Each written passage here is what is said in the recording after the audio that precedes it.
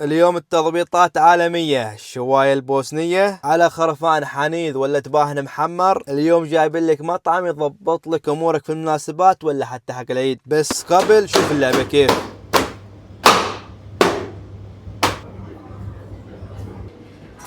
هذا الربشة والتضبيطات كلها في مطعم الشيف السعودي. أول شيء يضبطك بخروف عماني مسويه بالطريقة البوسنية الأصلية، شيء مرتب من الشوف قبل الذوق، وإن بغيت رقاق يدورهم في الشواية. عاد حول على الحنيذ ولا المحمر، يستخدم الخرفان النعمية والنجدية والمحلية، بربع ذبيحة، نص ذبيحة، ذبيحة كاملة ولا حتى درس بكبره. أسعارهم بسيطة ومميزة، يستقبل عدد طلبيات اللي تريدها، وعنده فوق ذلك خصم 10%. لكن أوعدك إنك بتاكل شيء فخر من الآخر. عاد حول على العيش، عندهم 5 أنواع خرافية، لكن ما يستخدمون فيهن زيوت المهدرجة، زيت زيتون ولا سنم ولا السنام الإبل. تعال على ملوح يلوح لك مخك، خاصة إذا كليته مع الستلة الفحسة ولا اللحسة. وترى المنيو طويل وعريض، والمنيو حلو إنك تشوفه قدام عيونك، شوفه ناظر عاين ثم اطلب. بوكس رمضان ما شاء الله سعره ريال، ويتكون كما يلي. الجلسات حلوة وشعبية في حق العامة وفي حق العائلات، لكن بتجلس بمكان مرتب ورايق. هذا هو مطعم شيف السعودي في المعبيلة على شارع النزهة. يمين بتصير صوب شارع السريع،